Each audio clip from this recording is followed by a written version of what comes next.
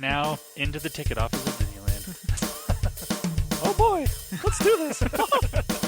Don't think the CIA is going to be trying to hack your second-gen iPod. I didn't think so. There might have been a lot of illegal music on there. I wouldn't doubt it. But, I mean, You were supposed to bring death to the flagships, not join them. Google has found a new way to piss me off. iTunes is a constant source of embarrassment. Behind-the-scenes camera crap. Here, tell us about courage, Phil. Tell us about courage. I am Nadella. I can't do it anymore without laughing. I was going to do the whole thing.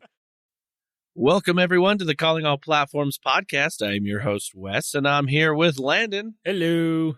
And Caleb. Yay. And we are here to talk all things tech. Man, sorry for missing last week. I will say that. That was kind of, the week before prior.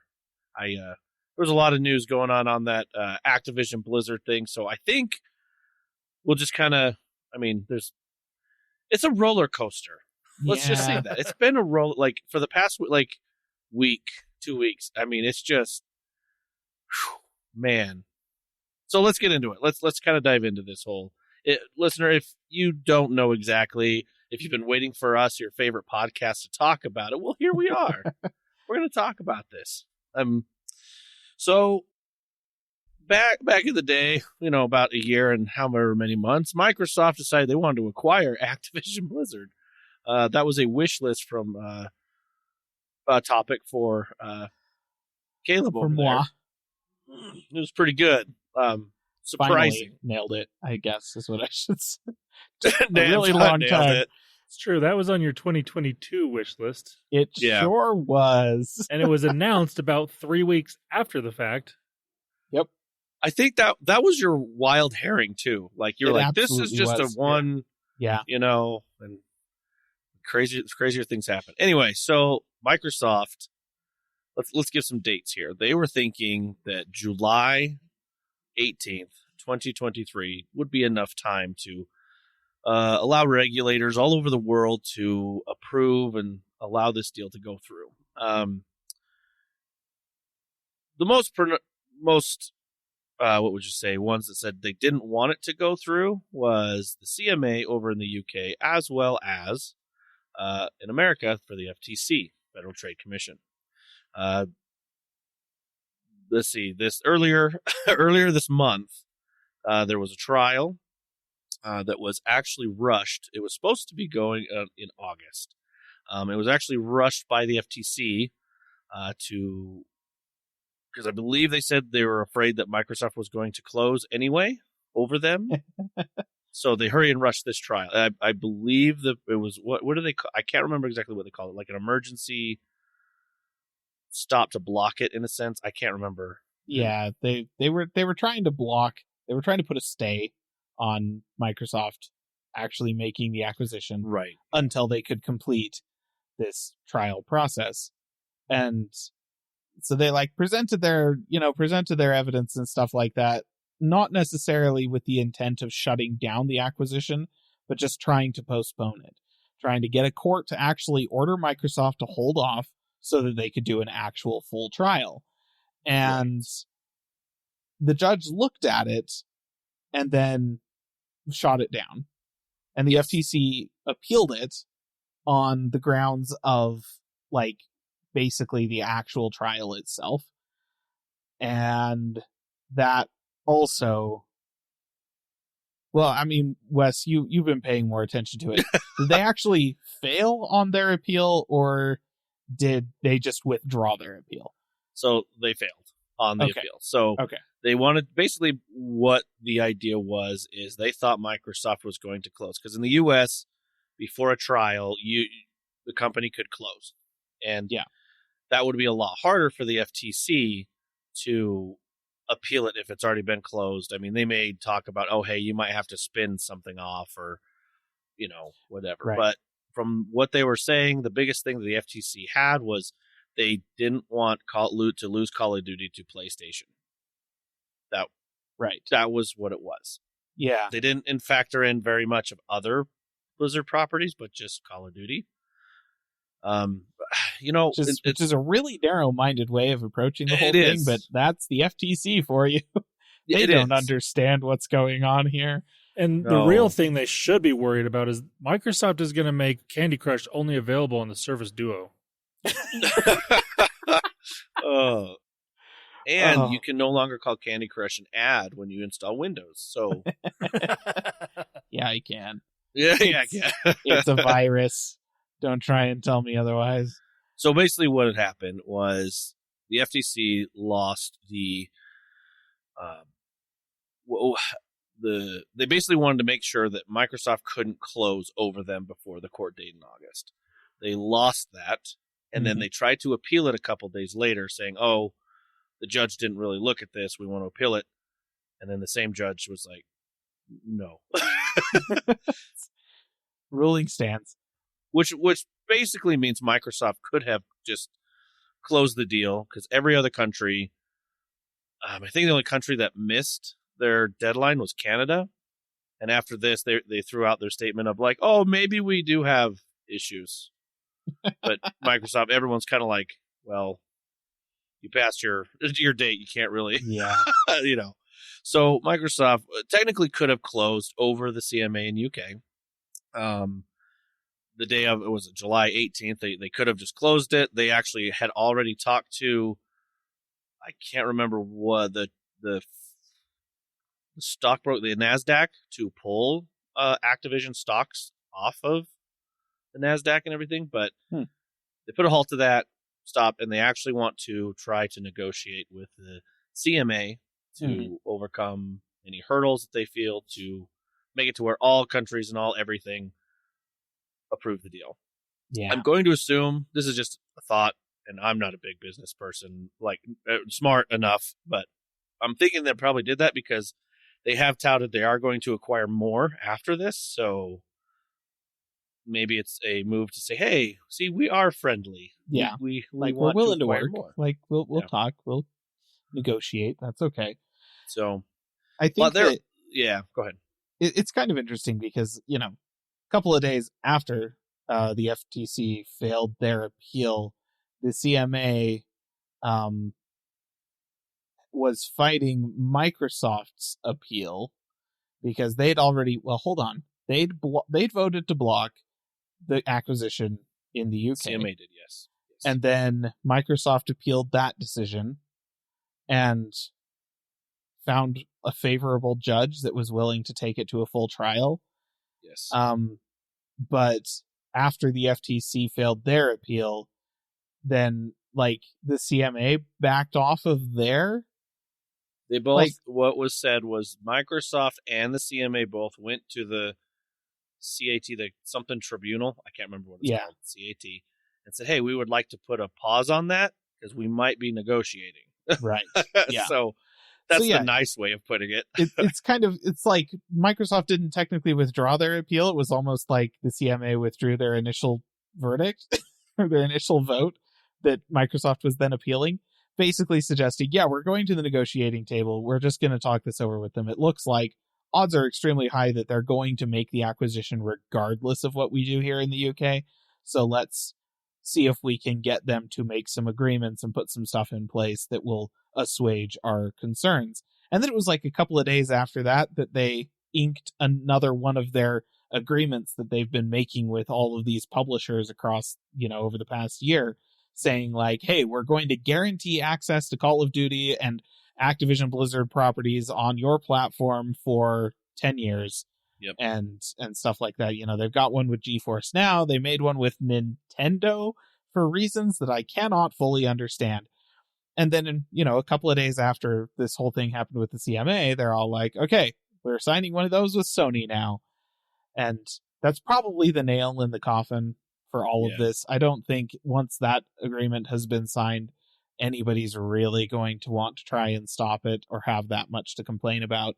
What does crack me up is that the original agreement that Xbox offered to Sony was the same as Nintendo got and Nvidia got.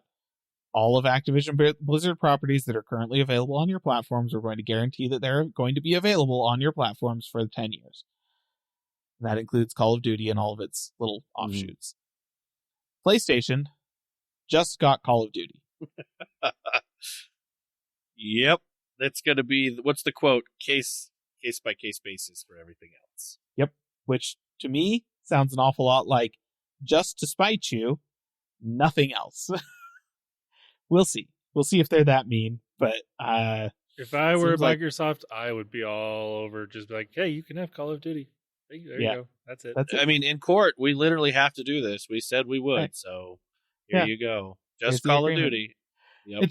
It just cracks me up because it's like, yeah, good job, Sony. You have made this worse for yourselves. If you'd have signed it 6 months ago, heck, a month ago, everything would have been fine. But no. That's true. You know, that it was funny. One of the things that the judge did come out with, the FTC, she looked at actually the FTC and she's like, I just have a question. If Sony were to have already signed this 10-year deal, would we be here? And the FTC is like, we don't want to comment. Like, you know, nope. I will tell you what, I haven't really listened to trials and court cases and things like that. And when I was listening to that over this, like I expressed to you guys my frustrations. Like I guess I was like, you know, as a taxpayer, I think I'm like, you know, I want the best and the brightest on these things. Like a $69 billion deal should be scrutinized. Let's put my fanboyism or whatever you want to call it aside and just look at this and be like, yeah, let's really look into this. Let's really see this. And I was wanting the FTC to be like, yeah, these are legit things that we're concerned about. Let's just say I was not offendedly disappointed, but no, just like I couldn't, but close, but close. I was just like, dang, wow, you have no idea. Like when they asked Microsoft that they needed a Windows key to stream games, I was like, what, really? Are you a Windows key to stream games? No. And then when Phil Spencer had to explain to the FTC how buying a house works in an investment, that was rough. There's just so many of the questions that get asked in things like this are just, they do more to illustrate the ignorance of the people asking the question than they do to elucidate the situation at hand. Yeah. Like there are very, very, very, very few people like on government committees that ask intelligent questions in these hearings. And if you want really good examples of these, just look up any time Facebook has been questioned by the government, or the TikTok hearings, or any time Google is any tech hearings. They're gold. They're gold. It's basically just think of all of the frustrating conversations you've ever had with one of your grandparents about why their electronics aren't working. It's that, just exactly that. It's so obnoxious. It's basically stuff like, yes, you have to push the power button before it will do anything. Mm-hmm. No, you have to just push it and release it. That's all you have to. No, if you hold it down, then it's just going to restart. Listen. Don't touch anything. I'll be there in 10 minutes. Like that's what it's like with the FTC. When you have look, I don't like Mark Zuckerberg. I really dislike Mark Zuckerberg, and I dislike Meta in a big way. But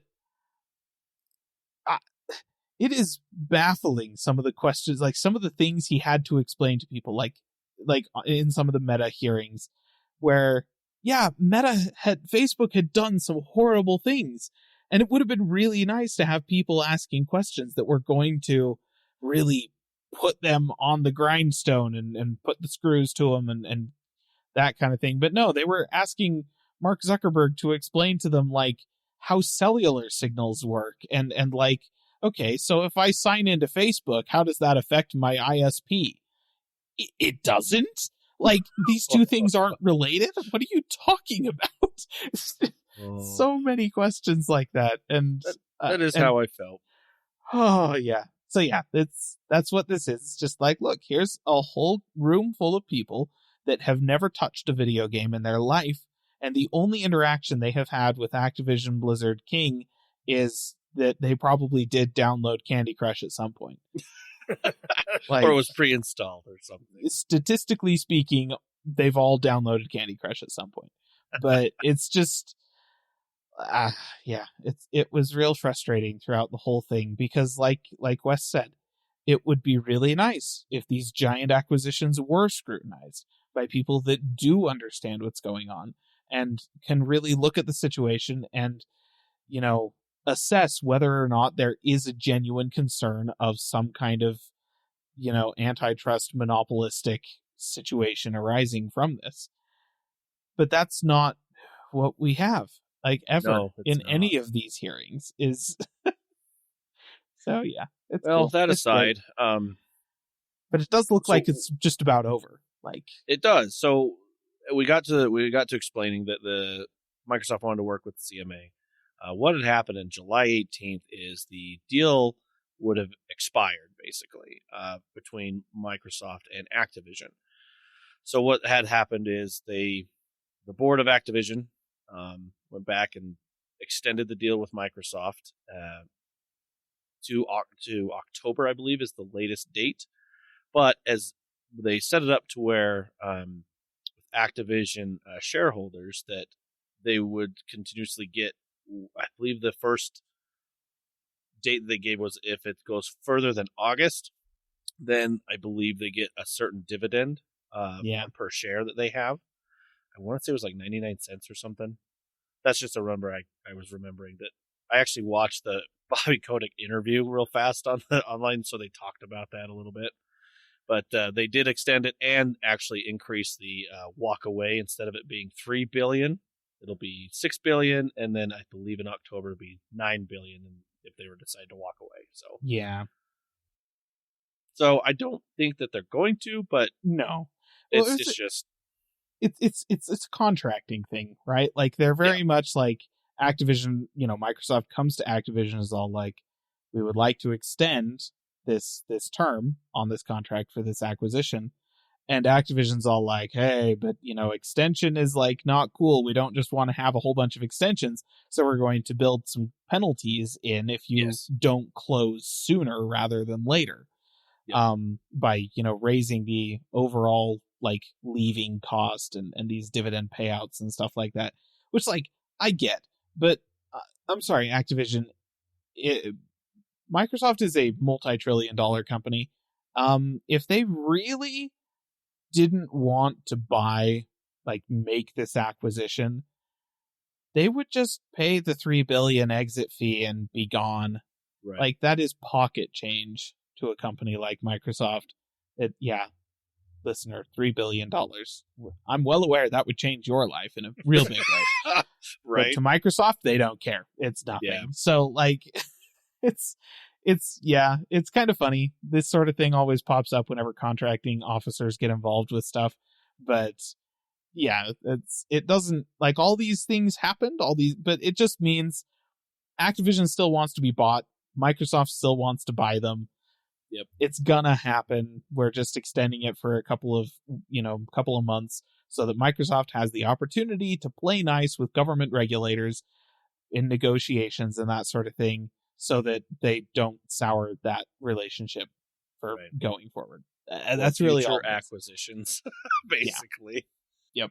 So that's what's happening. I mean, I wish I could confirm, strongly say, yep, it's done here in this next month, but you never know anymore. That's true. You don't. This last month has been it was nothing for a year. Another regulator's yeah, okay, cool. Then another month, another regulator, maybe two. And then this last month was just a roller coaster of it's happening, it's dead, it's happening, it's dead, it's happening, it's dead. It was crazy. So I don't know. I want to remain positive and just say, yeah, it's going to happen. When? No clue. No idea. But there does seem to be a light at the end of the tunnel. Yeah. And that light appears to be the end of the tunnel rather than a train. We're pretty sure. But we're not certain yet. Right. We're pretty sure. Right. So it could also just be one of those Wile E. Coyote murals painted onto a wall. It's just hard to tell. Yes. True. So that's pretty much what's happening there. Unless anyone has anything else they want to talk about with that situation of ABK and Microsoft. Nope. No? Okay. Well, we'll keep you up to date. I think really the next thing with that will just be like, hey, they closed. I'm hoping like, yay, they approved it, and I'm assuming that Microsoft will instantly close it as soon as they have that in writing, saying, yeah, we did remedies and done, and there you go. And then all of a sudden, the next in line will be Sega or whatever. I don't know. Who knows? Who knows what's going to happen after this? Like, I have no clue when, but we'll see what happens. Okay, let's go ahead and move on there. Because of ABK and a lot of things, Microsoft does have like little news things here, so I'm just going to touch briefly. Just because, we've talked about HoloLens on this podcast. It's been a while, and last thing we knew, it was supposed to be for the Army, and the Army, U.S. Army, was not happy with the last iteration. But apparently, the new iteration... They didn't want all of their soldiers nauseous? What? Yeah. The new iteration is supposed to be delivered by July 31st. So, a couple days from this recording. And supposed to have like the first 20 prototypes is what they were saying. So, cool. They're upholding their contract. I just figured we've talked about HoloLens and wondered about it for a while, and this is the next news. So what happened is they broke into Apple headquarters and stole some Vision Pros, and they're just sending those over. Slapped a Microsoft sticker on the side and said, here you go. It's possible.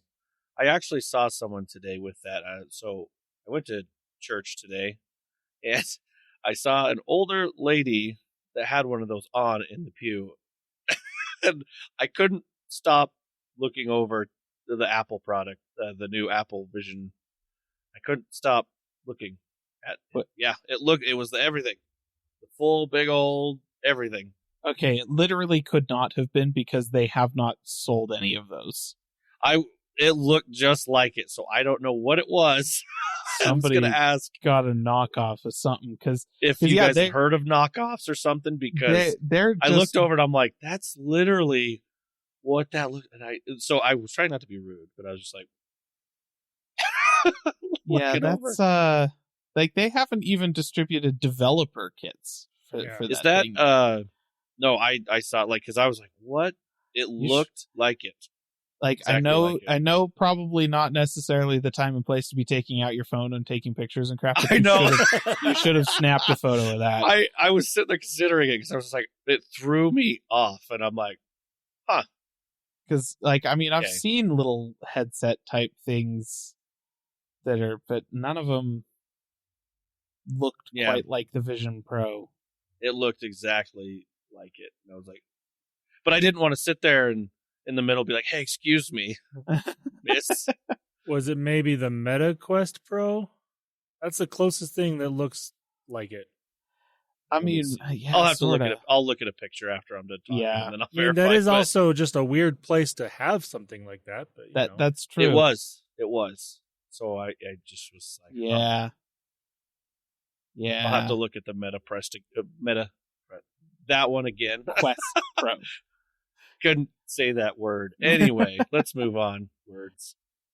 But yeah, that's kind of what's happened. I'm assuming this ABK deal. I mean, Microsoft they are working on Windows, or Windows 11, and trying to get all the features and all those things. Are they though?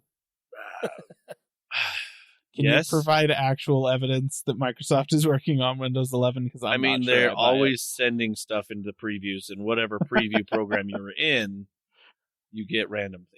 They do, I guess, random. I don't know. But they are making money. I mean, their stock prices is just continuing to go up. They did announce the price for their new Bing and Copilot prices for enterprise. They've been rolling that out more for AI things. I believe it was $35 per person to have that in the enterprise and everything. So you can take a look at that. I know it was kind of a quick art thing there that they talked about on that. So just little things I was just touching on, but most things with Microsoft right now are this ABK thing. Pretty much what everyone's talking about with them. So I bet you can't tell how excited I am till this is done. And then we can have something else to talk about. I mean, because really, like, I feel like all I talk about is gaming because that's pretty much what's focused on, but I don't know. So, but I do have other gaming news that's not just Microsoft, but we'll get into that in our gaming section. So let's go ahead and move on, shall we? Caleb, you have anything to talk about? Well, we already mentioned the MetaQuest Pro, so, just a quick little note, listener. If you were planning on really diving into the MetaQuest Pro ecosystem as like a cheaper version of the Apple Vision Pro, which, fair, headset seems to do most of the things that Apple has claimed the Vision Pro will be able to do, and costs less than half as much money, so that's seems like a great option, especially when it's on sale for like less than $1,000 these days. Rumor has it Meta is in fact killing the Quest Pro and halting all further development on any Pro devices from the in the Quest line. Like, basically, they're just going to focus on their cheap little headsets for standalone headsets. Not even doing like dockable VR headsets. They're just going to do the Quest, and that's it. It seems like going forward. It would appear that the reason for this is they were making no money. They were selling 0 units. I can buy that. Yeah. As cool as the Quest Pro looked, I think that maybe they saw the Vision Pro and they kind of saw the writing on the wall there that, like, Apple is going to do this ecosystem thing way better than us. And they're also the only ones capable of putting a desktop class processor into a device like this. So I guess maybe we should probably just call it quits. Well, we can. Which is in stark contrast to the memo that Zuckerberg sent to the entire Meta Quest team just after the Vision Pro announcement about how, like, wow, they seem to have completely missed the mark on what we want these headsets to be, and we're still working strong on our offerings in this space, and never mind. So yeah, that's a fun little detail. I did hear somebody kind of compare it. It's all like having something like the MetaQuest Pro from Facebook seemed kind of silly when you consider that Meta is essentially the McDonald's of the VR headset space. We're not going there looking for steak. We just want cheap VR. That's it. Just give us that. And that's valid. As an owner of an original Oculus Quest. Yeah, cheap VR. Don't want to give actual money to Meta, let's be honest. So, there you go. That's fun. Okay. I'm going to move on to Apple stuff. We're not talking about the Vision Pro. Again, nothing has happened, and I really gotta, like, Wes, you need to, if you see this headset again, you need to take a picture of it, because I'm genuinely curious about what you could possibly be referencing. Okay, I looked it up again. I did. I just looked it up, the Vision Pro again, and I'm like, that is what she was wearing, I swear. Unless she's an actual hardware engineer for Apple. Listen, where I'm at, a device I don't to take home. So. I don't think so. I could be wrong. Like, there's literally no other way that she could possibly have an actual Vision Pro. Anyway, let's talk about a different Pro device that Apple sells, the Beats Studio Pros. Okay, they're not actually a Pro device. It says Pro in the name, though. Everything at Apple says Pro in the name, come to think of it. Freaking. Yeah. Not the watch, that's Ultra. That's true. You're right. You're right. But this year, Apple Watch Pro. Gosh. I'm calling it right now. And I'm going to want one. True. To be fair, I want the Ultra. I just can't justify $800 for it. Yeah, it seems a bit steep. So the Beats Studio Pro headphones are basically the Beats Studio 3s from 2017. So that design is, I feel like it's a really sleek design and kind of has a timeless look to it, but it still feels like it's getting a little long in the tooth, and it might have been nice to have a design refresh. But they didn't do that. It's the exact same look as the Beats Studio 3. However, basically everything in the headset itself has been redesigned. upgraded microphones, upgraded speaker drivers, upgraded foam ear cups, upgraded fitment for everything, upgraded software and internal controllers, updated pairing chip for the Bluetooth and all that stuff. It's basically your AirPods Max for the masses. Like, if you think of the Beats Studio Buds Plus being essentially just the AirPods Pro for everyone else, for everyone who doesn't have an Apple device or who wants a clear plastic carrying case, which honestly, that's everyone. That's basically what the Studio Pro is to the AirPods Max. They're over-ear headphones that have most of the same features and functionality as the AirPods Max, cost less, which is nice, $350 instead of $500, and they sound very similar, have the same kind of pairing processes, have really good noise cancellation and stuff like that. Reviews that I've seen compare them favorably to the Sony or whatever, the XM5s. Those they compare favorably to those in terms of their sound quality and their noise cancellation quality and their transparency mode functionality and stuff like that. All very similar to that, except I think they look a little bit better. So that's nice. That I don't know. That's pretty much all there is to say about them. They don't have a transparent version, which I feel like is a missed opportunity. So, Beats, you should have done it. Yeah. All right. So something else that Apple did this week that actually seems like a good thing, weirdly. They sent a threatening letter to the UK, which it's a good thing. Just honestly, everybody should be threatening Britain all the time. Fair enough. So basically what happened is the UK legislature is threatening. They're running a bill through right now that would change their Digital Privacy Act to basically kill end-to-end encryption in messaging apps inside of the UK. Like, they basically want anybody who is a provider of a messaging app to maintain the ability to access the contents of sent messages when requested by the UK government. Okay? That's what this bill would mandate. And Apple has basically told them that if you pass this, which would require us to build a backdoor into our messaging app so that we would be able to read the contents that other people, like the contents of these supposedly end-to-end encrypted messages, then it's not actually end-to-end encrypted. And rather than do that, we'll just shut down all of our services in the UK. And I'm sorry, I think there's a few iPhone users in the UK. There might be a few that would be unhappy with that, you know? So, yeah, I don't think this is going to pass now. I hope not. like there's already been pushback from, like Meta and WhatsApp, and what's the other end-to-end encrypted messaging app? I can't remember. Anyways, they'd already had some pushback from a few of these apps that were like, hey, no, like if we did this, if we complied with this, that would completely defeat the purpose of end-to-end encryption.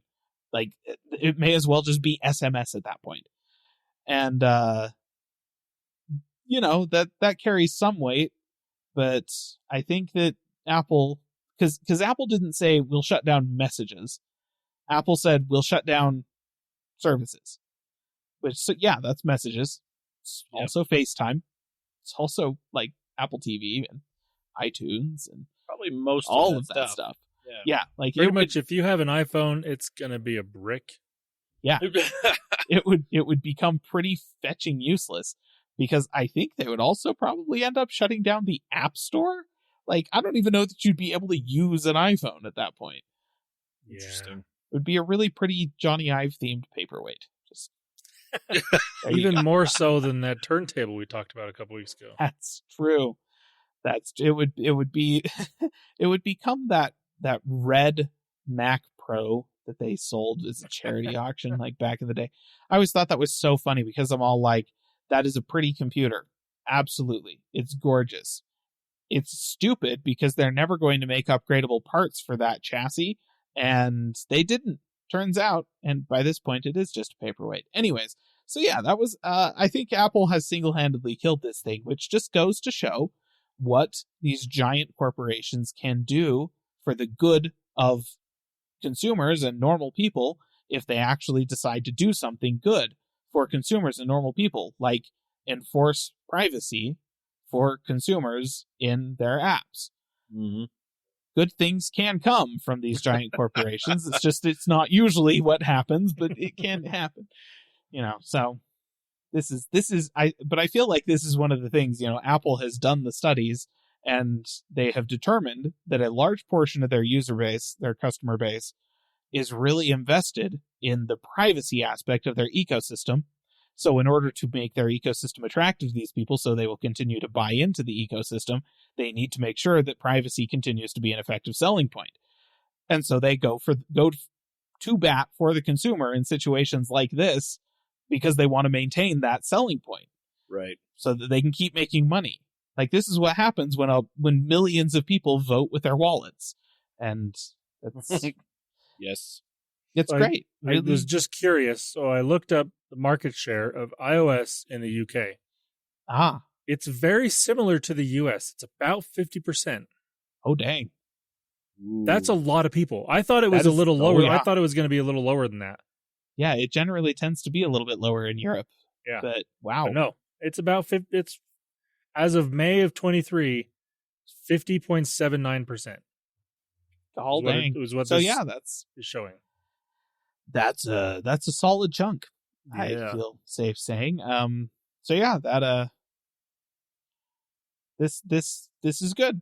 It's good. Good job, Apple. This is what happens, listener, when you and your family and your friends and everybody else votes for something positive with these giant corporations by paying appropriately.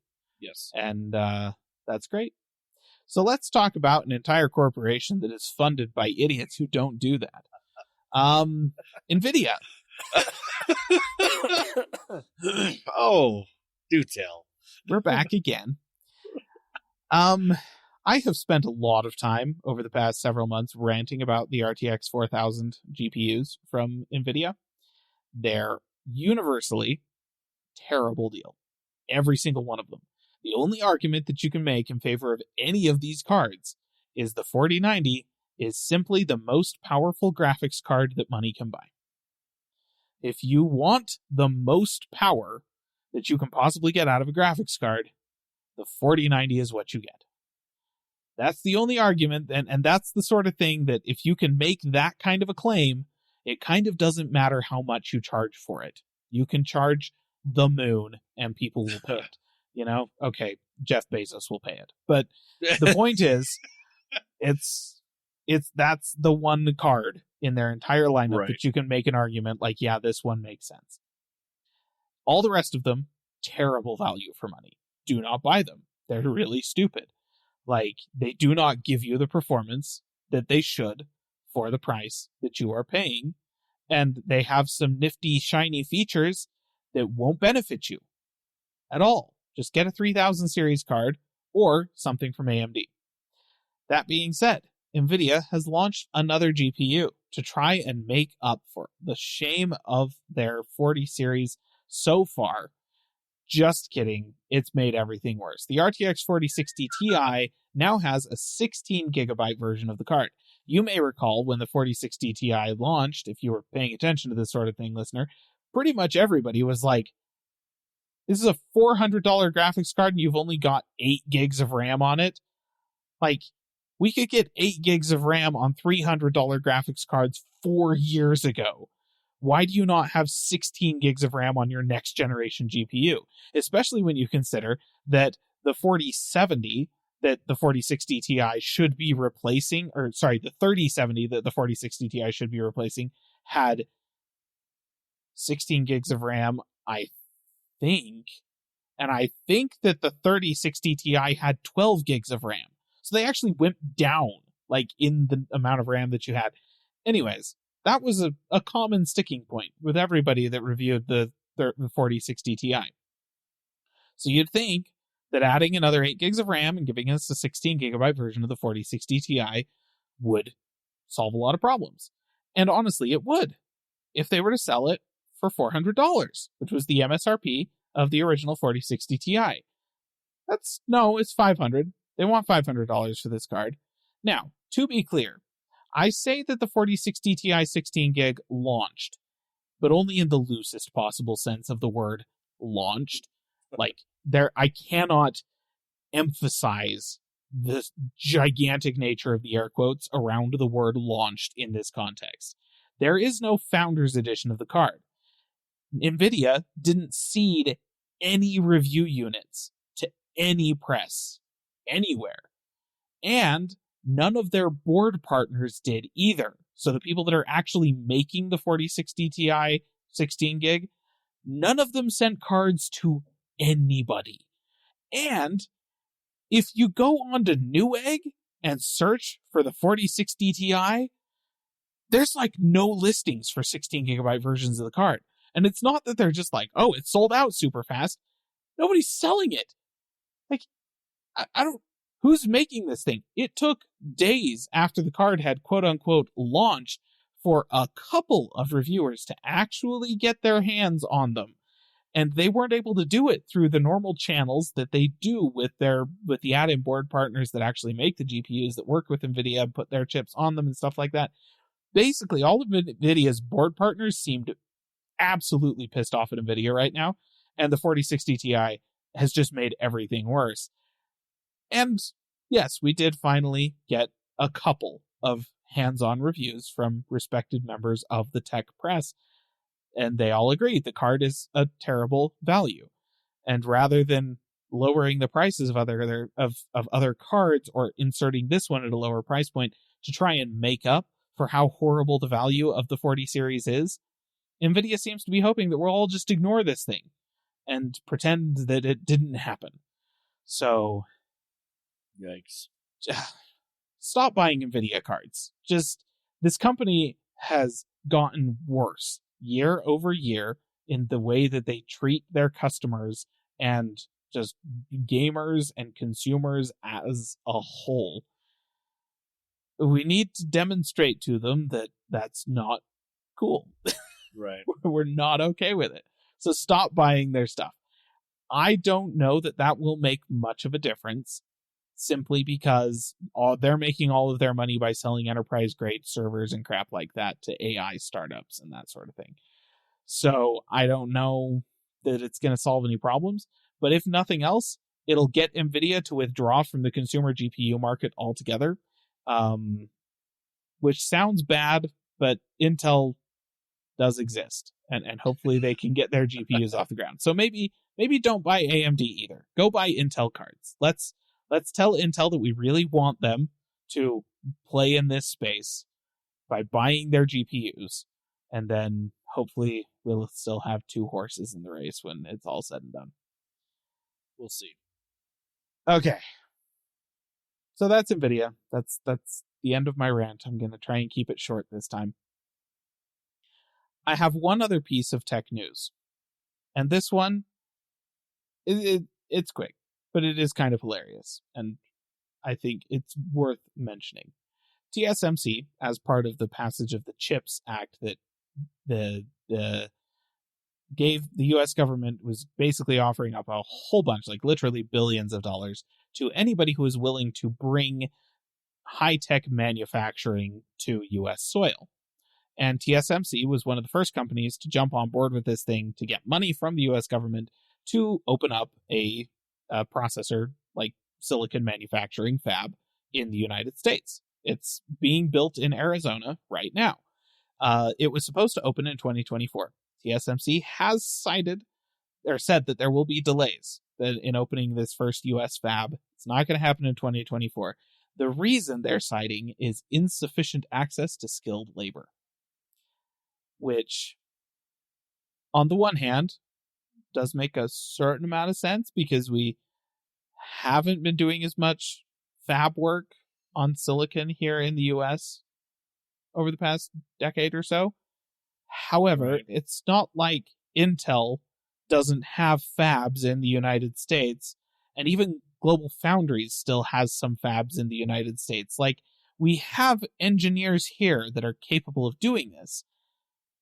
But TSMC, it's the Taiwan Semiconductor Manufacturing Company. That's what the name is of the company is.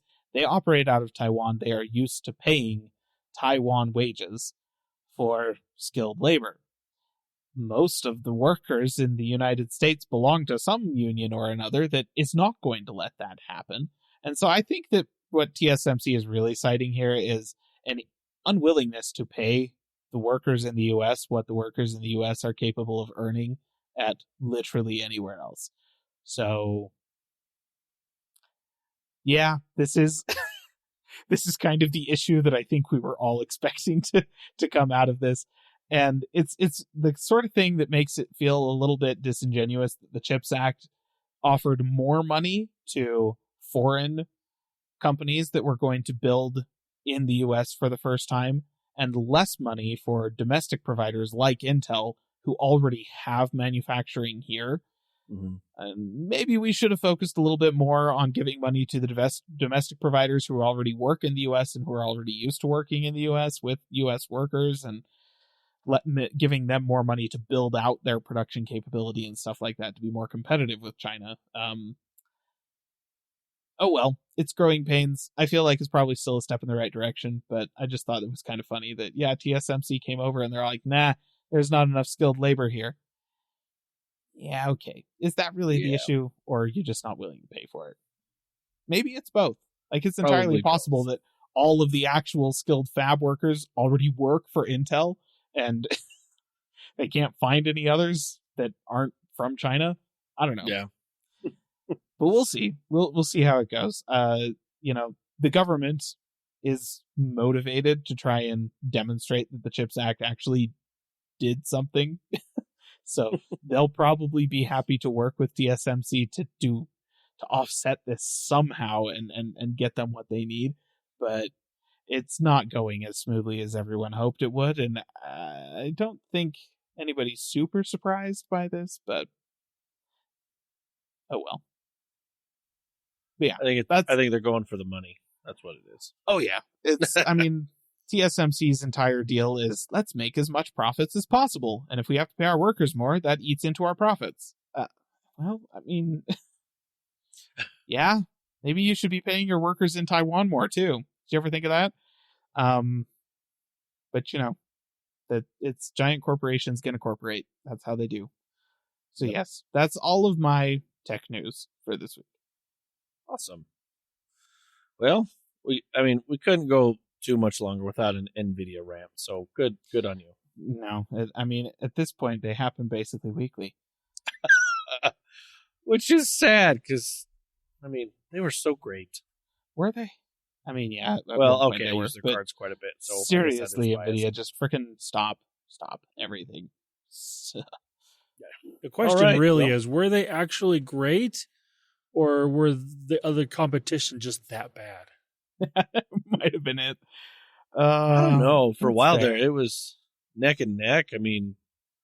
Back in the day. If you go really far back in the day, Nvidia were the budget option, and they were like, they made their name by selling products that performed well, not the best, but well, for a really compelling price, which is so much the opposite of what they are now. Yeah, we would go to Walmart. They'd be on Walmart. They'd be everywhere. And it's just a budget, decent graphics card. New game would come out, and you'd be like, okay, this ain't giving me the best, but I can still play decent. So, yeah, I remember that. Yep. So, yeah. All right. Well, Landon, what you got for us, buddy? I've got nothing. Okay. Oh, wait. Moving on then. And by nothing, I mean the Nothing Phone 2. Reviews have started coming out of that phone. So last podcast, we talked about the new updated glyph interface, the little lighting system on the back of the device, and how it's tweaked a little bit. Not extravagantly, but enough to, be updated, I guess. But now we have full confirmed specs of the phone. So I'll go over those really quick. It has a Snapdragon 8 Plus Gen 1, which is last year's flagship chip, not this year's. So that's interesting. It's got a 6.7-inch 1080 LTPO OLED display that is 120 hertz. And because it's that LTPO, it can change as it is necessary to use or while you're using it, which is nice. It has options for 8 or 12 gigs of RAM, 128, 256, or 512 gigs of storage. It's got a 4,700 milliamp hour battery. It is launching with Android 13, obviously, and will probably get updated to Android 14, most likely in the future. Don't know when, but sometime. The front camera is a 30 megapixel sensor, and then on the back, there is a 50 megapixel primary sensor and a 50 megapixel ultra wide sensor. It comes in either white or gray, which is to be expected with a phone like this because it's got that transparent back. It has 45 watt wire charging and 15 watt wireless charging. So that's nice. And the price on this thing for the 8 gigs of RAM, 128 gigs of storage version is $599. So price to spec is not horrible. The biggest downside to this phone is that it does have last year's flagship chip rather than this year's. So that is kind of disappointing. But overall, not bad. A lot of the reviews have been decent. It runs fine. It's not OnePlus, sorry. That's the previous one. It's a nothing phone. And so like the interface is very similar to the previous version. Battery life has been pretty good from what I understand on this phone, which is always nice. The biggest drawback, I guess I could say, is the cameras on this phone aren't the best. They are okay, but I think at this point, if you're even at that price point of $600, you should expect pretty good cameras. I mean, at that price, you can get a Pixel A series phone, or heck, you could probably get a regular Pixel 7 at $600, and you have the Tensor G2 chip and really good cameras. So it's kind of unfortunate there, but overall reviews have been pretty good for this phone. And the biggest update to this phone is nothing is going to be selling this phone in the US this year. And you will be able to use it with both AT&T and T-Mobile. It is not certified for Verizon's network, but it would probably still work, kind of. It may not be able to use 5G quite the way that Verizon would like you to, but it should still potentially work. But the fact that they are going to be selling it in the US is a good sign. Like the first iteration, you could not get in the US. Like you could get it shipped in, but it wouldn't work great. So this one will actually work if you do get it. So yeah, that alone, I think, will get them more sales of this device than the first one, because there's a decent amount of tech enthusiasts that did want this, but they just couldn't get it because they lived in the US. Yep. So there you go. That's the Nothing Phone 2. I mean, I'm probably not going to buy it, but because it's too big. But yeah, it is a striking device. And in a world of a whole lot of just samey looking rectangles, yeah, it's pretty cool. Yeah, that is like, I do like that. I do like the glyph interface on the back is pretty cool. And that's another reason why I also like the Asus Zenfone, even though it is small and it's not like majorly different from other phones, but it is different enough. Like if you look at the back of that phone, you can tell that that's what it is. At least, I could. But It doesn't look like your traditional like 18 cameras on the back type phone. It's just two giant cameras and very plain, and I like it. Whereas this one is kind of the opposite of that. It's two cameras and not plain at all, but so many lights. It doesn't look like your normal phone, which is kind of refreshing. Yep. Speaking of looking at, your basic normal phone, Samsung is going to have their next Unpacked event, which last year I coined as the Unfold event. Yeah. I still think they need to use that marketing. Come on, Samsung, get with the program. Because this is going to be their Fold 5 and Flip 5 event. It is going to be this week on Wednesday, the 26th. And they're doing it in Korea. So if you want to watch it live, depending on where you're at, I mean, you can, no matter where you're at, really. But depending on where you're at, the time is going to be fun. So in the U.S., it will be 7 a.m. Eastern time. So that's fun. I mean, it works out for me because I work the graveyard shift, so I could actually watch this if I wanted to, because I will be awake, but most people may not be. What we are expecting, though, like I said, the Fold 5, the Flip 5, Watch 6 series of watches. So, and this year it's rumored to be just the basic Watch 6 and the Watch 6 Classic. And the rumor on the Watch 6 Classic is that it will bring back the rotating bezel, which is what a lot of people really like with Samsung watches.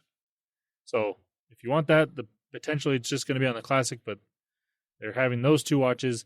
And then also the Tab S9 series of tablets, which is the S9, the S9 Plus, and the S9 Ultra, which I still think if you have to buy an Android tablet for some reason, Samsungs are the best option.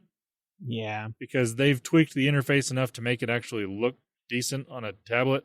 And they've also worked with Google to make it even better. So right now, I think that Samsung tablets are your best option for an Android tablet. Unless you're buying one for your child, then buy them a Fire tablet because they're cheap and they just work. Yep. All right. That is all of my general tech news for this week. But I do have some Apple, not news, but I downloaded the iOS 17 beta on my phone basically the day or 2 days, really soon after it was available. I did give it a little bit until I saw people put out reviews of it to see, okay, how stable is this actually? And I didn't get any warning signs saying, it's really buggy, don't do this. So I went for it, downloaded it. It's actually I have had 0 issues so far, which is probably the first for any beta software. Even iOS 16 last year when I downloaded that, there was a few little things here and there that I noticed. But so far, I haven't noticed any issues on my device. So if you are curious to see what it's like, don't be too worried about this one. So far, it's been just fine. But I do have to still say it is a beta. It could change. Yeah. But as of now, it's been really stable on my device. All right. So some of the new features, my opinions on standby mode looks really good. I haven't used it a ton because I don't have a charging dock that I can put my phone on and just tilt it sideways, but I have plugged it in, turned it sideways, and just, played around with it. It does look really good. You can put a few, they've got a decent selection of widgets, not a ton, but there's a decent amount there that you can change, and you can swipe between widgets, or you can have different clock faces. I almost said watch face because they look like watch faces. They are clocks on this big of a screen. But they do look pretty good. It's been pretty nice. So if you're into that, and I did actually send a screenshot of one of them to Caleb because I remember you were interested in having Apple Maps and Apple Music so you could kind of replace CarPlay. And you can have those, but I don't have Apple Music, so I couldn't fully, interact with it.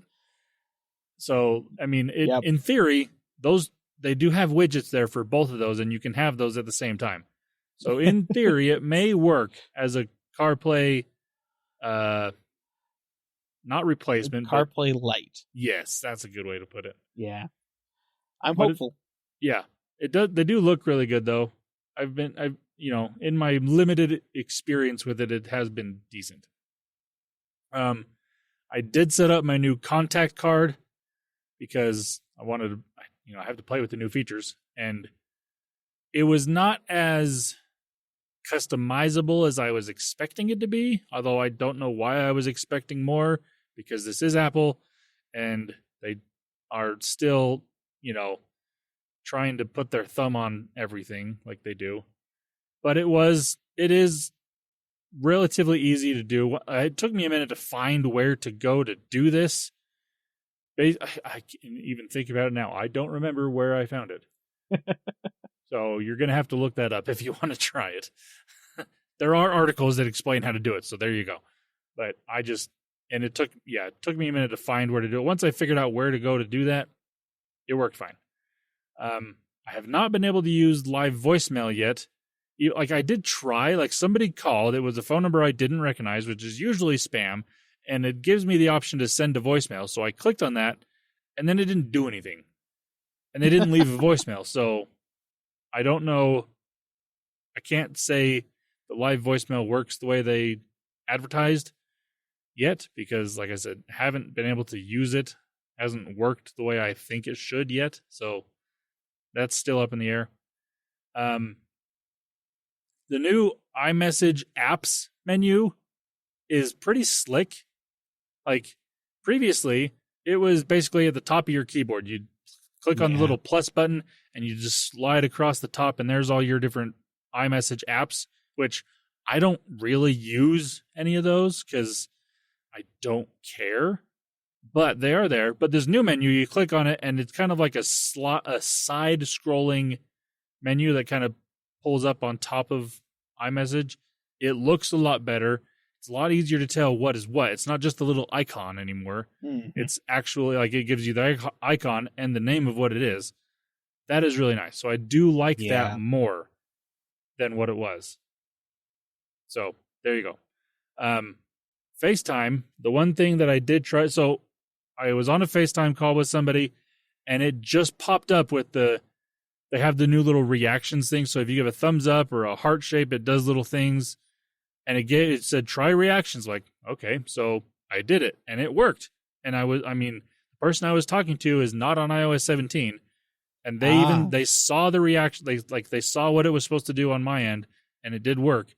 So that's kind of cool. I wasn't fully expecting it to work that way, because usually these type of features between other phones, they both have to be on the same operating system. Right. This time, at least in FaceTime's regarded, it didn't have to be. So that was kind of cool. That's cool. And the two that I tried were the thumbs up one, and it kind of puts fireworks in the background, and it's kind of cool.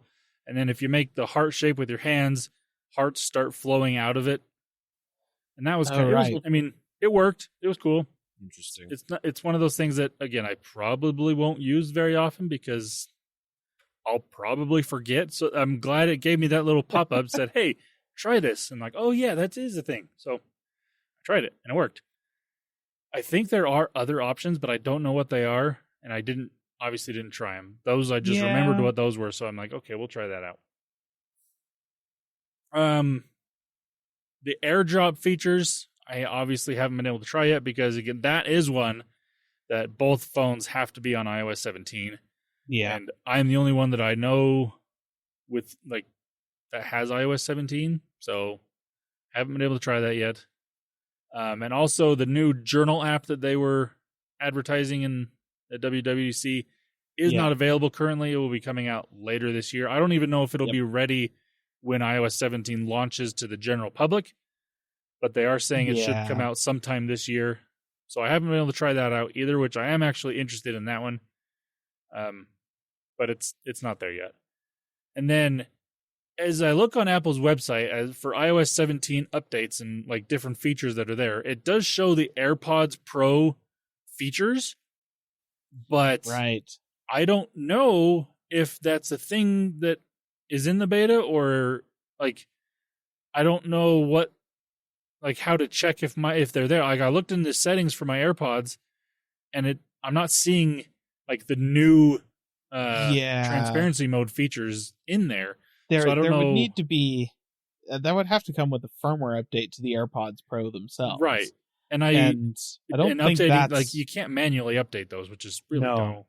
No, I don't think there is a beta program for AirPods firmware. Yeah. Like, I think that's still under development, and that'll just happen when it happens, whenever that finally gets released. Yeah, and I haven't seen anybody talk about it yet, so I'm assuming it just hasn't happened because, yeah. And that's one I am interested in because I work in a loud environment. It'll be nice to, generally I usually only use one earbud at a time, so I'm going to have to purposely use both earbuds in order to really test it out, but I want to try it. If it works, that's great. But I mean, and everything else advertised with the AirPods has worked the way they say it does, so I'm optimistic on this new feature.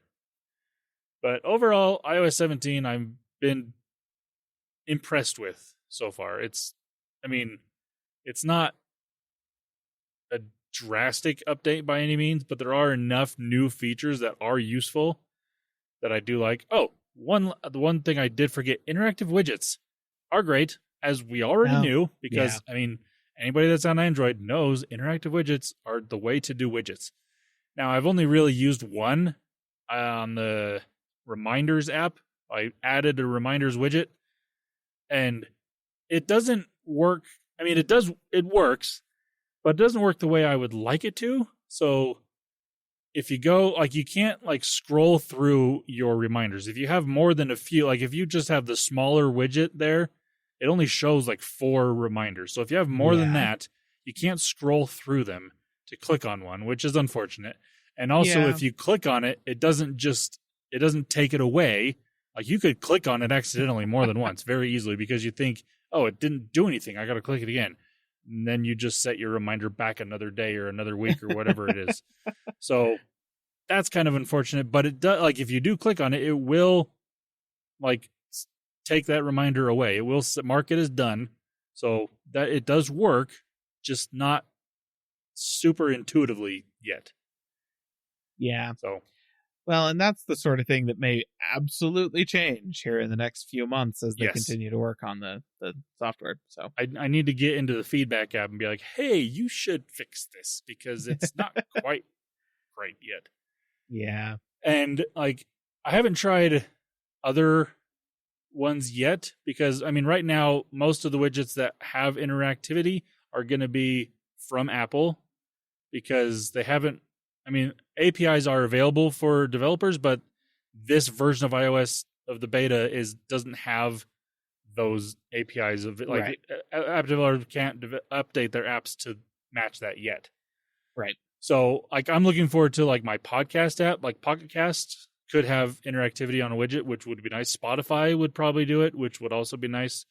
Like, I would potentially have more widgets on my home screen for those type of things if they become interactive like that. So we'll have to wait and see on that. It'll probably be probably at least, I would say, next month is when that type of update would happen.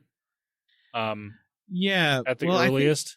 Anything that involves third-party apps, I don't think we're going to see that actually being available to try out until iOS 17 actually launches, unless you're in a test flight beta for that app.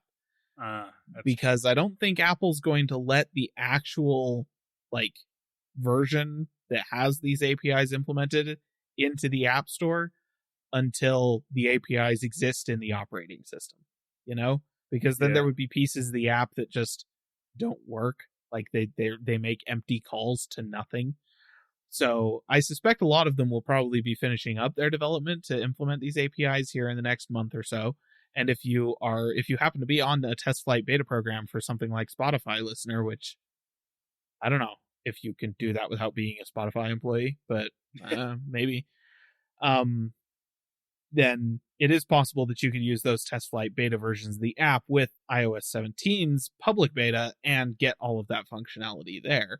I just don't think that the actual full versions will be launching, like, they won't be available as updates in the App Store until iOS 17 actually launches and contains the APIs that they would be calling in order to do this stuff.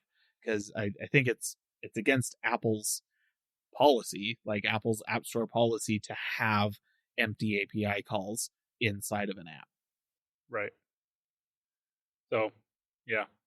But so far, interactive widgets do exist. I tried one. It does work. Just not quite to the level that I was expecting. Yeah. Which is unfortunate, but yeah, exactly. It'll get better over time, hopefully. Hopefully they don't just be like, well, we gave you what you were, yelling for, so just shut up now and be happy.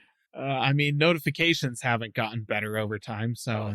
Oh my gosh, you just killed all my hopes and dreams. Oh. Dang it. Oh well. But that's my iOS 17 beta impressions. Overall, so far, pretty good. Been happy with it.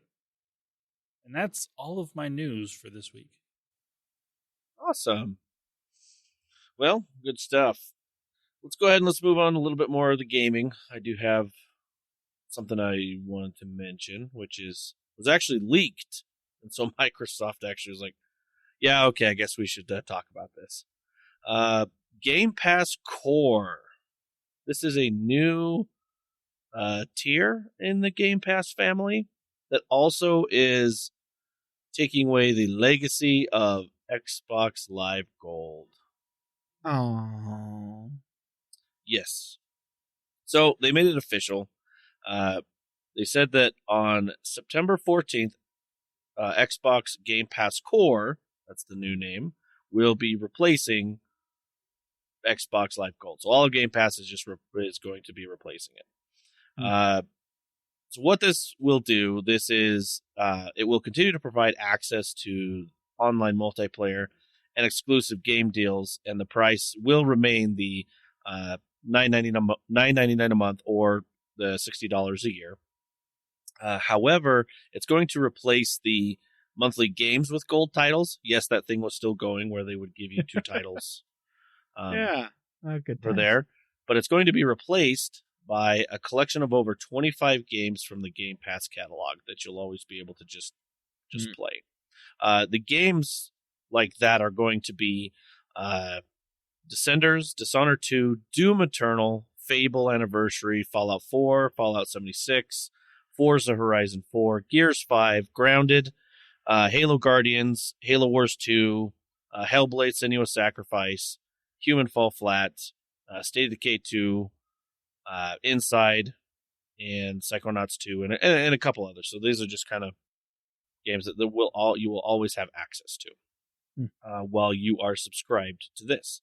Let's see. Let me go through here. So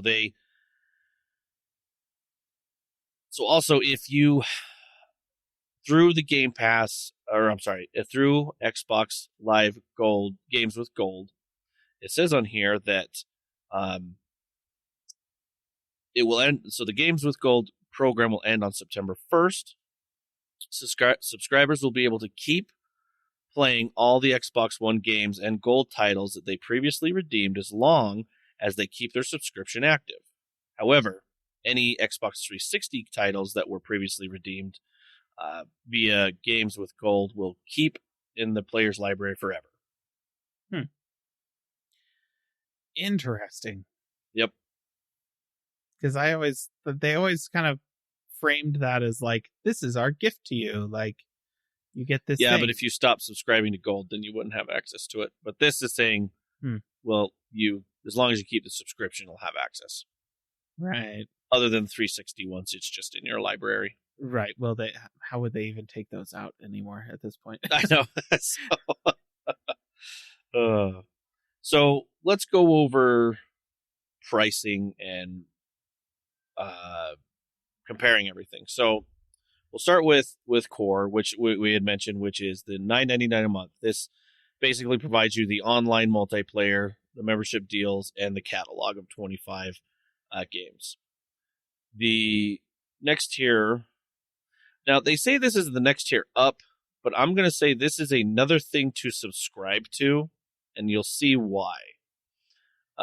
With the console Game Pass, you get the hundreds of high-quality games, new games in day one, and the membership deals, but no online game. And that is $10.99. So you'd have to subscribe to Core to get the online game, and then Game Pass for $10.99. So that is 20. But would you do that, or does it make more financial sense that if you actually want to play online and have access to all the Game Pass stuff, to just get Game Pass Ultimate? Bingo! You got ahead of me there. So, because I think really what they're saying here is, if you want to play multiplayer, you don't care about the catalog, right? Like really, you're just playing multiplayer for, a couple of the free games or COD or whatever. Then here you go. Games with it's Game Pass Core. If you don't care about multiplayer, hand up, that's me. But you want access to all of the great single player games that are in Game Pass, and all of the upcoming single player content in Game Pass doesn't require an online connection, then you can just get Game Pass. So you get Xbox Game Pass. If you want both, then Game Pass Ultimate. Game Pass Ultimate will be the better price. Now, there's something that I noticed that they don't have on the console anymore, will be EA Play. Oh, that's fine. Nobody likes EA. Fair enough. I mean, it's just, I'm just saying what it is and what it is. PC Game Pass, which has not moved its price, still at $9.99, does get the hundreds of high-quality games, new games day one, as well as the EA membership. So nothing's really changed. And you don't have to pay for Game Pass Core, because it turns out multiplayer is free on PC. It's weird. The grass is greener over here, listener. Yes. And then, as Caleb had mentioned, the Game Pass Ultimate is the top one, where you get PC, console, online play. I mean, just all the above. Yep. So that's what you get, and that's going to be the $16.99. So basically what they did is they just added Core to this lineup to replace Xbox Live Gold, the marketing, everything. I mean, that's just kind of what they're replacing, and to do a better thing than just games with gold. They're like, here's 25 games. It's a rebrand. It's just them being like, look, we don't really have Xbox Live anywhere else anymore. We've rebranded everything to Game Pass, and we're pushing that. So let's just rebrand this to Game Pass too. And in order to make it actually feel like it has anything at all to do with Game Pass, here's a library of Game Pass games that comes with it, as opposed to games with gold. Correct. Yep. So that was the big thing that was happening, and that's happening in September 14th. If you already are subscribed to Gold, you don't have to do anything. It'll automatically just move you to Game Pass Core on there. So same price, same everything. Except the games with Gold will be gone, and you'll just have those 25 games. Which brings me to the next thing that they had talked about. The Xbox Game Pass Friends and Family Preview is ending in August. So those of you that were participating in this, they are discontinuing in all the countries that they have pushed this to, and they didn't say they're bringing it back. They didn't say that they just said, we are taking what we learned from this and moving forward. So not sure if that means it's dead or not, but who knows? Who knows? I mean, with all the restructuring that they're doing, and obviously ABK is going to be a big thing that they got to include on a lot of things and stuff. So I don't know, but I'm still hopeful for this, because this would be great. We love family and friends deals on subscriptions. So yes, please, on there. So that's kind of on the Microsoft side for big things that have happened. Like I said, there's probably going to be more once this ABK thing happens. Like I said, the Core thing was a leak that someone leaked out, and so I'm assuming that probably wouldn't have happened till the deal was done or something. So I'm sure there's so much more happening. So we're actually going to move over to Blizzard. I thought this was interesting. Makes sense, I guess, but I guess we'll see. Blizzard is going to bring Overwatch 2, and they, quote, said other games to Steam. Yeah. I think that if that doesn't say something, about how horrible the community's response has been to Overwatch 2, then nothing will. Yeah.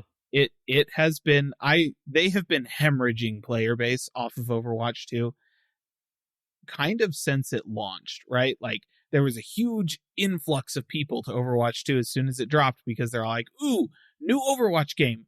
They got there, realized it's kind of like just Overwatch 1, except slightly different patch, and also I don't have access to all of the heroes anymore, and immediately stopped playing again because nothing was actually that different. And then those of us that were waiting for the single player content that they promised, they stabbed us in the back by canceling that entirely and trying to use that instead as a way to sell season passes. And all of those folks stopped signing in, and now they're like, well, maybe if we added it to a different digital marketplace, people will start playing it. No, Blizzard, that's not what the problem is. The problem isn't that people didn't want to download Battle.net. The problem is that you have screwed over your entire player base. That's what the issue is. I don't know why anybody's surprised. It's like you have not successfully targeted the 12 to 13-year-old demographic that are playing Fortnite, and oops. Yeah. So I thought it was interesting. I just never expected Blizzard to go to Steam. Just because I just didn't. I mean, it's a free Overwatch 2 is now just a free game anyway, and if you have everything linked, you still get your stuff. But yeah, I don't know. But other games, I don't know what else they'd want to bring over. But I guess why not? Honestly, I suspect Diablo 4 is probably in the mix there, simply because they pushed it to be kind of an MMO. Yeah, and I don't think they've got the massively multiplayer base that they want for it.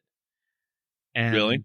Yeah, and it's very much the kind of thing where, like, I don't know how World of Warcraft has survived for as long as it has without, like, the player base completely dying out, given how unsuccessful Blizzard has been at replicating that success. But I've never played WoW there, but there's some kind of secret sauce in there, evidently, that Blizzard can't get to work for any of their other franchises. And now their last ditch attempt to stop these games from hemorrhaging their player bases is to put them on Steam, which, okay, that it's a move, Blizzard. I don't know if it's going to play out the way you want it to, but we may end up with Overwatch landing next to Hearthstone in the bin here within the next the next year or two. Like, no more content updates, and we're just going to support this long term the way that we've supported other games long term. But I don't. It kind of makes me sad. I just feel like we're going to come out the other end of this with a really promising new IP from Blizzard that just failed after Activision all over it. Yeah. And that's a bummer, because otherwise they could have had a giant, super nostalgic player base that they could have continued to milk for support for decades. Because Blizzard has been really good at that with StarCraft and Diablo and Warcraft. My gosh. Yes. They have been so good at that. And Overwatch started out so promising. And then then Activision happened. I don't know. It's a bummer. We'll see. I'll tell you what. Why don't you use some of your wonderful wish list magic? And when Microsoft does buy Activision Blizzard, the check's cleared, everything's done, and a couple of the first things they do is they unactivision a lot of things. This is that part 2 of your wish list is you wanted to buy it, but also unactivision it. So part 2, absolutely, right? So whatever magic you had, let's continue this, Caleb. It's real easy, Phil. I'll give this one to you for free. All you have to do is actually release the single-player content for Overwatch 2. Charge me $30 for it. Charge me $40 for it. Make it the same cost as the original game was. That's fine. Just release it as a thing that I can buy and I can play. Yes. Overwatch suddenly becomes a much more compelling concept. And, the single-player content, I expect it to be updated, maybe not at the same cadence as, Overwatch 2's multiplayer stuff, but honestly, you should probably stop emphasizing the multiplayer seasonal updates on Overwatch 2 as much as you have been. Just tone that down a bit if you're going to be charging people to actually play. If you want people to get excited about the seasonal stuff, do what you did with Diablo 3. Or, sorry, Phil, you didn't. None of this is your fault. I'm not blaming you. Do what they did with Diablo 3. Make all of the seasonal stuff free. If you're going to charge us for anything, I don't know. Charging us for skins is probably fine. Charging us for heroes, that just locks people out of the meta and makes it so that they literally can't compete. That's not cool. It's no bueno. Don't do that. That's terrible. So, just that there's a few ideas for how you start with Overwatch. Once you've righted that ship, then you can turn around, solve some of the problems that people are having with Diablo 4. Which, to be fair, most of the problems people are having with Diablo 4 are future problems, like writing on the wall for the game that makes it seem like it's going to turn into Overwatch 2.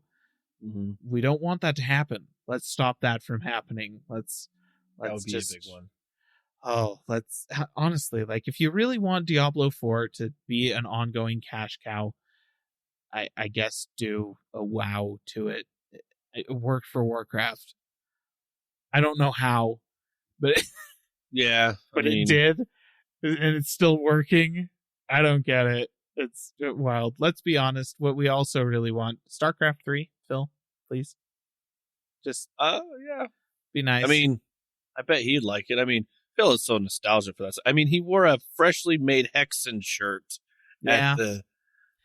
So, the dude's a gamer, and I'm sorry if he didn't play StarCraft back in the day. I don't trust him anymore, but I'm pretty confident he did. So, right. Yep. That's pretty much what's happening. I thought it was interesting because I never would have expected to go to a different PC store. But at the same time, they also started selling Call of Duty inside of Battle.net. So, freaking who knows what's going on over there anymore? Yeah, I mean, Destiny used to be, but then Bungie left. But which, honestly, that was the smartest thing Bungie has ever done. Yeah. So, anyway, that's all my gaming news I wanted to talk about for the day. Caleb, do you have any gaming that you want to talk about or anything? I do not. Okay. All right. Well, I think we're going to wrap this episode up unless Landon has one more thing. What? No way. Yeah. Now, okay, listener, I have to say, I told these guys before the podcast that I didn't have any gaming news. And at the time, I legitimately did not have any gaming news. But I thought of something while we've been recording. Now, I have to say, I have not downloaded this game yet, so I can't verify how good it is, but I did hear about this on another podcast. It was the Mac Break Weekly podcast. Somebody brought this up, and I just have to mention it because it seems like it could be a lot of fun. So, you've heard of the game Space Invaders, listener? Yes. Well, there's now a mobile game on iOS and Android called Space Invaders World Defense that is an AR version of Space Invaders. So, if you like the idea of what Pokemon Go is, but don't necessarily care about Pokemon, and are having a hard time finding any other AR game to play because they've basically all been killed off because nobody else did a decent job with them. Yeah. Here's an option for you. And it's Google has partnered with the company that made this game is Taito, Taito. I don't know how you say it. But they're developers behind Space Invaders. But it was announced at Google I/O this past year. But it actually now is available this past week on both Android and iOS. It's not getting great reviews yet. It seems the biggest issue that people are giving a bad review for is, depending on where you live, it may or may not work quite right. Like different areas, it might not work the way it should from what it looks like. But that seems to be the biggest issue. So that means it could be updated and probably will be updated down the road to work in more areas and just be a little bit better. But based on the screenshots and videos I've seen of it, it does look like it would be a lot of fun. But like I said, that is now available on both Android and iOS. It is free to play.